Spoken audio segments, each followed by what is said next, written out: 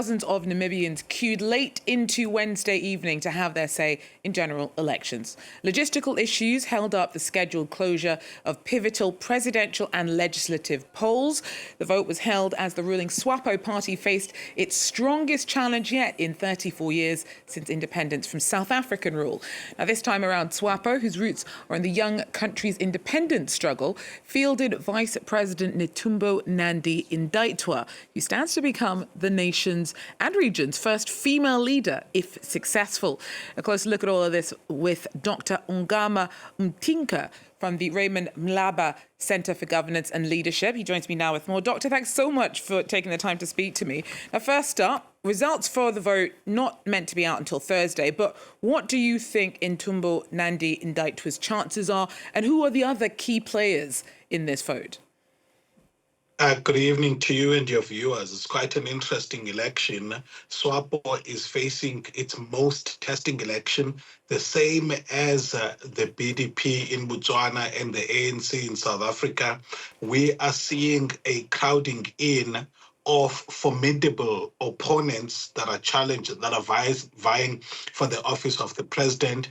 But remember, in the 2019 election, we had Dr. Panduleni Itula, a SWAPO veteran himself, who made history by contesting as the first independent candidate in an election. He's coming back in this election, having registered a party, the Independent Patriots for Change, the IPC, and he's taking the fight to SWAPO. But his rise is not only threatening the potential success of Nandi-Ndaitwah, but is also threatening to displace what has been the main opposition party in Namibia since independence, led by McHenry Venani, who's also running for office as in the presidential election, the Popular Democratic Party. So it's an interesting election in which there are 15 candidates running in the presidential ballot. Now, in your opinion, do you think that SWAPO's legacy is still politically relevant to what the basis on which voters are making their decision? What do you change? What do you put changing expectations amongst the electorate down to? So there's been quite interesting dynamics in voter behavior in Namibia, and by the way, these are in line with general political science theory.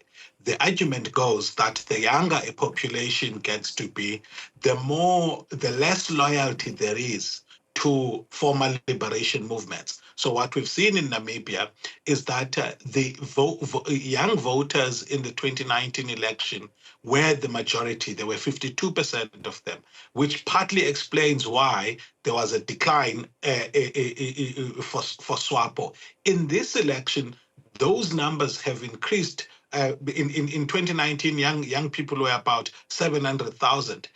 In this election, it's 900,000 of 1.4 million voters, which shows you that they are going to be a formidable player, and it is the reason why in this election, SWAPO is not expected to be dominant as they have been in every successive election since independence. Lastly, we've seen a rapid urbanization of the population, especially since 2011, where the urban population has doubled while the rural population has declined.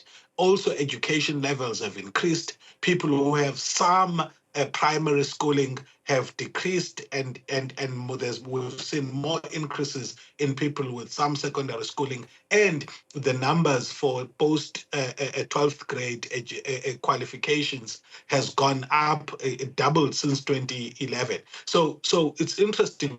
All of those dynamics are militating against the dominant position that SWAPO has had. Thank you so much for that breakdown, Dr. Ongama Mtimka, there speaking to me about Namibia's general election on Wednesday.